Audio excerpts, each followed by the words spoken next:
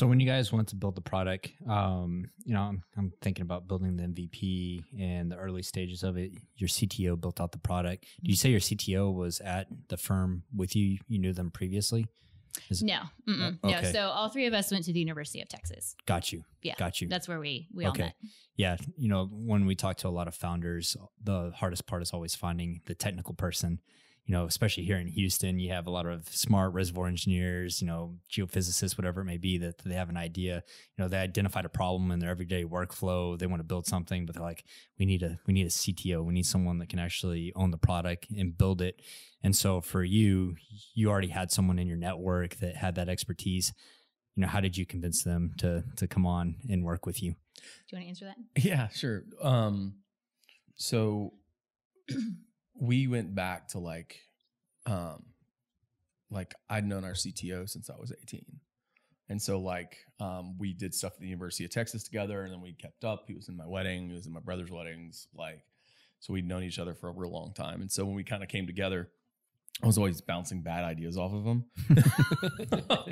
But this one was like when we all came together and Robin came up with the idea, and we're thinking about what could this look like and sort of the implications across the United States, right? Because it's when you're impacting land, these regulations and rules apply not just for oil and gas, but for solar and renewables and water and wastewater. Y'all get the drift, right? Yeah.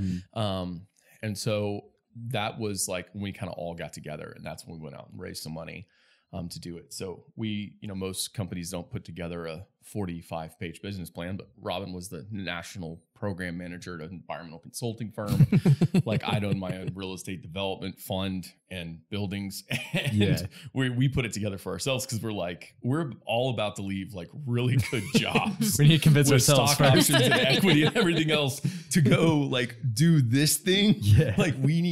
We need to do this for ourselves, not like a pitch deck. We need to make sure we're not crazy. Yeah. And so I think a lot of that internal vetting. And then one night I had some, a couple of drinks, and I may have bought 96 websites. So, but it was like, it's still environmentalconsultingtexas.com, environmental permitting Louisiana.com. Sam's like, I'm going to own the internet. I'm Jeff Bezos.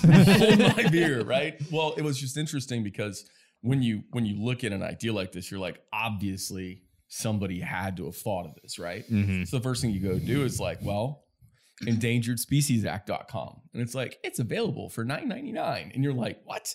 Cleanwateract.com. I mean, literally all these the actual domain names are available. And so I think that's, for us internally, it kind of helped us flesh it out. Yeah. And then regarding the technical talent, it was just the three of us for a long time, Mm-hmm.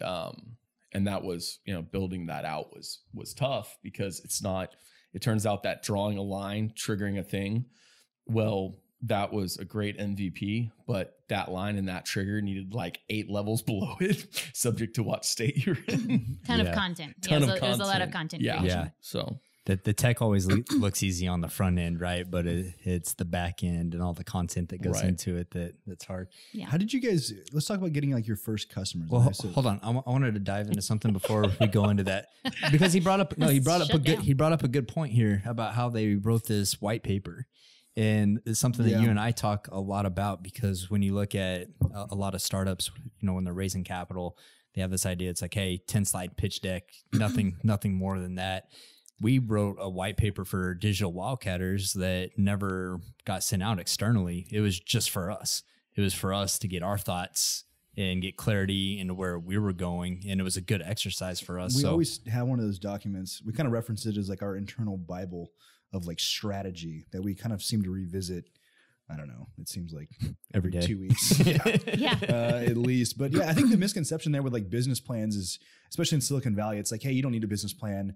And it's always in the context of reaching out to venture capitalists. And it's we only need a pitch deck. So then they think, business plans are not in vogue.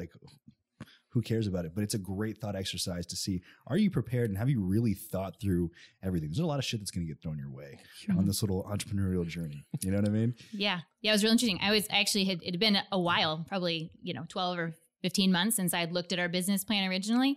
And I was working on our current product roadmap. And I went back to our business plan that I hadn't even thought about.